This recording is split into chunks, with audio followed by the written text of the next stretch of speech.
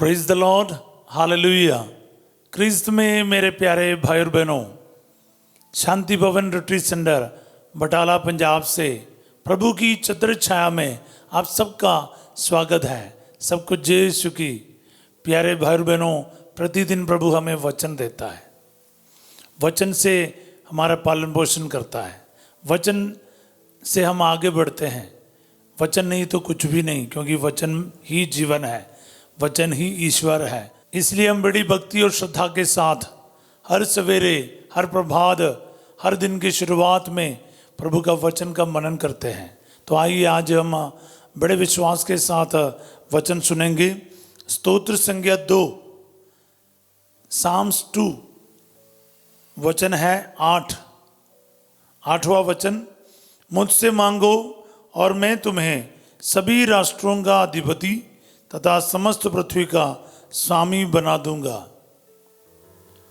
एक बार फिर मैं वचन पढ़ूंगा। मुझसे मांगो और मैं तुम्हें सभी राष्ट्रों का अधिपति तथा समस्त पृथ्वी का स्वामी बना दूंगा। हालेलुया। प्यारे भाई बहनों, प्रभु से मांगना है। प्रभु ये काम कर सकता है।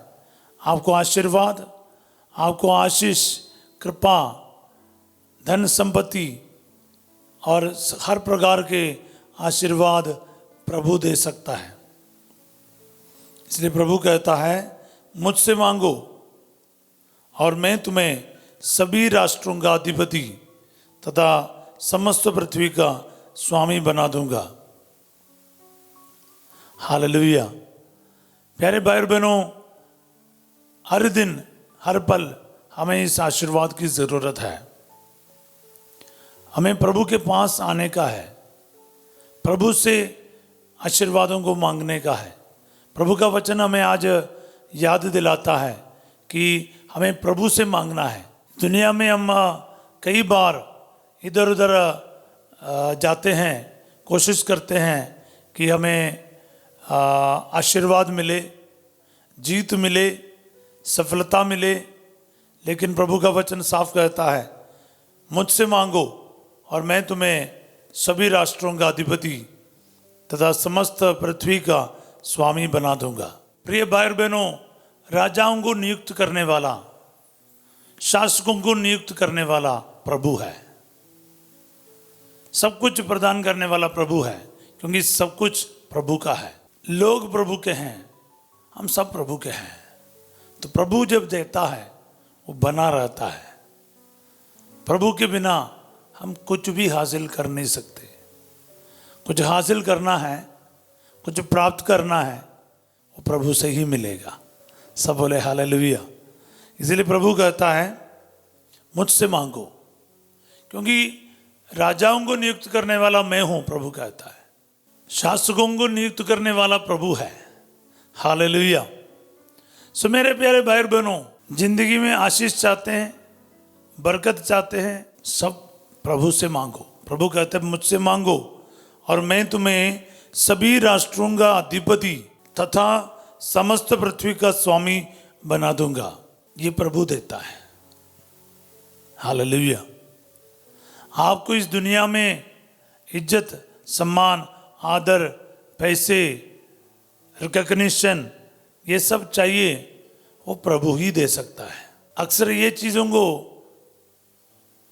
हम दुनिया में खोजते हैं, कभी कभार इसके पीछे चाहते जिंदगी बर्बाद कर देता है। क्योंकि ये जो दुनिया हमें ऑफर करता है ना, वो नश्वर है, वो 2 दिन का है और इसके लिए बहुत कीमत भी चुकाना पड़ेगा।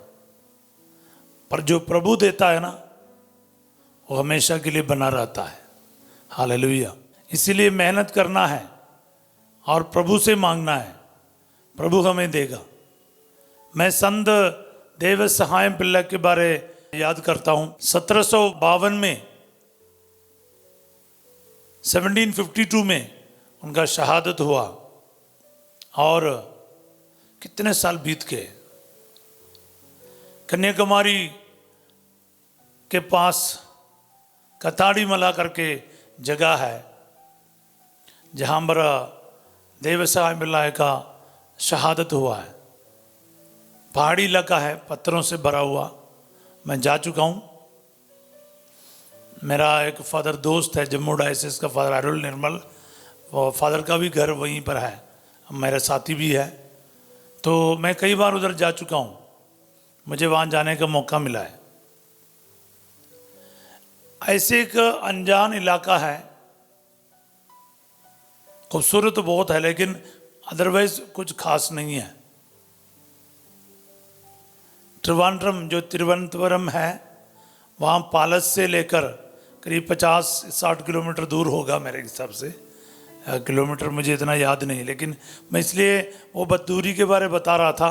देवसहाय पिल्ले जब विश्वास ग्रहण किया, क्योंकि ये सैनिक था, काफ़ी ऊंचे पद के अधिकारी रहा, तो ईसाई धर्म को, ईसा मसीह को अपनाने के वजह से उनको अपना पद छोड़ना पड़ा, अरेस्ट किया गया, जेल में डाला, और वो इतनी बड़ी क्रूरता से उनके विरुद्ध अत्याचार किया गया।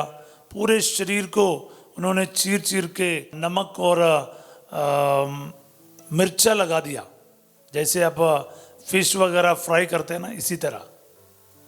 और एक बूंद पानी पीने नहीं दिया था उसको। ऐसे लेके जाता था, रास्ते में एक जगह है, इसको इतना प्यास लगा, एक पत्थर पर उसने कोनी से मारा, वहाँ से झरना फूट निकला, इन्होंने प्यास बुझाया। अभी उधर एक चर्च बना है सड़क के किनारे में। ये जो रास्ता है पालस से लेके ये जो शहादत का जगह तक, जहाँ पर उनका शहादत हुआ, उन्होंने घुटने टेके प्रार्थना की, वहाँ पर पत्थरों पर उसका घुटने का निशान आ रखा है। ये सब हमारे ही देश में है, जाइएगा देखिए, झूठ नहीं बोल रहा है, या बड़ा चढ़ाकर भी नहीं बोल रहा है। काफ़ी सारे ऐसे निशान हैं वहाँ पर पहाड़ों पर इनको गोली से मार के फेंक दिया था सैनिकों ने। कई दिन के बाद कोई चरवाहे लोग, भेड़ बकरियों को चलाने वाले को इनके डेड बॉडी देखने को मिला। हालेलुया। प्यारे भाई बहनों, जहाँ पर इसका बॉडी गिरा था वहाँ पर है ना एक छोटा सा पत्थर है, 4-5 फुट का होगा, बस 2-3 फुट का चौड़ाई भी है। पत्थरों के बीच में है, पहाड़ के बीचों बीच बड़े बड़े चट्टान है, बड़े बड़े पत्थर है, उसके बीच में छोटा सा टुकड़ा है पत्थर का। उठा नहीं सकते हम लोग, 1-2 जन उठा नहीं सकते, उससे भारी है। मगर उसको है ना एक छोटा सा पत्थर लेके उसको ऐसे मार के देखो, बिल्कुल चर्च बेल की आवाज़ आएगी।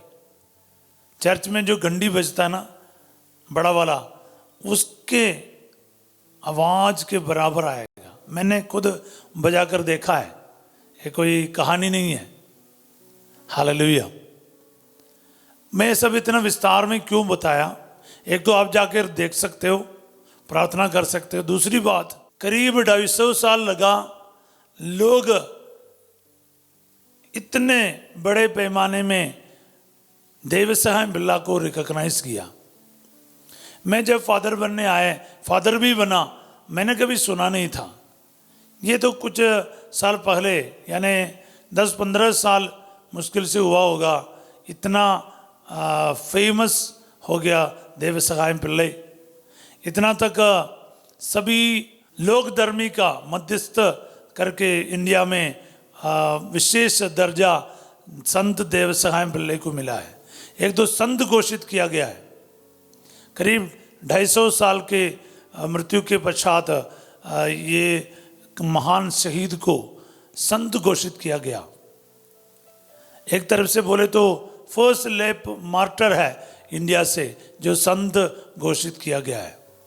एक लोकधर्मी है सबसे पहले जो भारत देश से शहीद घोषित किया गया है। हालेलुया। मैं ये सब इसलिए बता रहा हूँ प्यारे भाई बहनों, यीशु मसीह के लिए जो बहाया गया खून है ना, वो बेकार से नहीं जाएगा। इतने वर्षों के बाद, इतने एक छोटे से गांव में किसी को मालूम ही नहीं पड़ा था, ऐसे मार के छोड़ दिया था। इतने साल के बाद लोग उसको जान रहे हैं, दुनिया जानते हैं, दुनिया के कोने कोने से लोग उनके आदर सम्मान में वहाँ पर आते हैं, उनकी मध्यस्थता मांगते हैं, प्रार्थना करते हैं। सैकड़ों हजारों में लोग वहीं पहुँच रहा है। कब? अभी कुछ ही समय हो गया।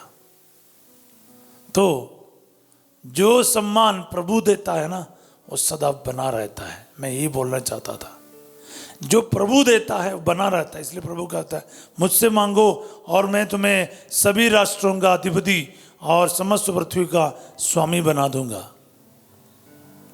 प्रभु हमें इस दुनिया देने नहीं आए, हमें प्रभु स्वर्ग राज्य देने आए। तो आइए प्यारे भाई बहनों, विश्वास के साथ प्रार्थना करें, ईश्वर के सभी वरदानों के लिए प्रार्थना करें। दुनिया के धन दौलत के लिए नहीं, हाँ दुनिया की चीज़ों की ज़रूरत है हमें। जैसे हम इस संसार में रहते हैं, हमें पैसे चाहिए, नौकरी चाहिए, बहुत सारे आशीषों की ज़रूरत है, चंगाई की ज़रूरत है, बरकतों की ज़रूरत है, वो भी हमें ज़रूर मिलेगा। मगर सबसे इम्पोर्टेंट चीज़ को मांगना ना भूले।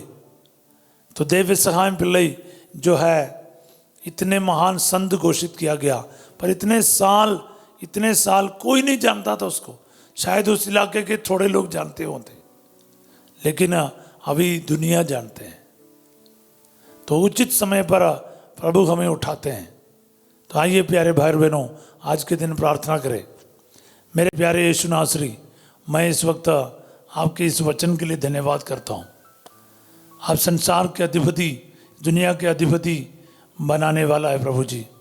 आपसे मांगने के लिए कहा है, मैं आज के दिन मांगता हूँ प्रभु, मेरे भाई बहनों के लिए जिन्होंने हमसे प्रार्थना की मांग की है। प्रभु उनके जीवन में आज ये वचन पूरा हो जाए। जो भी आज एक घर के लिए मांग रहे हैं, नौकरी के लिए मांग रहे हैं, बच्चे के वरदान के लिए मांग रहे हैं, एक चंगाई के लिए मांग रहे हैं, उनके जीवन में आज ये वचन पूरा हो जाए। प्रभु जी संसार के अधिपति बना दे, साथ ही साथ हर प्रकार की आर्थिक समस्या से, फिनेंशियल प्रॉब्लम से इनकी रक्षा कर दे प्रभु जी। जो भी जितने भी दिनों से प्रार्थना करते आए और अपने दिल की गहराई से अपनी ज़रूरतों को आपके चरणों में रख रहे हैं, आज के इस प्रभात में दुखी होकर, डिप्रेस होकर, परेशान होकर जो भी ज़रूरत लेकर आए, इनकी सभी ज़रूरतों को पूरा कर दे अब्बा, आशीर्वादों से भर दे। दुआ मांगते यीशु तेरे अति पवित्र नाम के द्वारा, आमीन। आज ये वचन आपके जीवन में 100 गुना फल उत्पन्न करे और प्रभु आपको आपकी ज़िंदगी में इतने सारी उपलब्धियों से भर दे और आशीर्वादों से भर दे, कृपादानों से भर दे, आमीन। आज रात 8 बजे संध्या का आशीर्वाद प्रार्थना में फसीजो आपके साथ होंगे। कल सवेरे 5:30 बजे हम प्रभु की छत्र छाया प्रार्थना में जरूर मिलेंगे। तब तक के लिए वचन को रिसीव करते जाइए, रिसाइट करते जाएं, इसको बोलते जाएं और इसके आशीर्वाद ग्रहण करते जाएं। आप सबों को मैं एक अच्छा दिन का कामना करता हूँ। Have a wonderful day. God bless you all.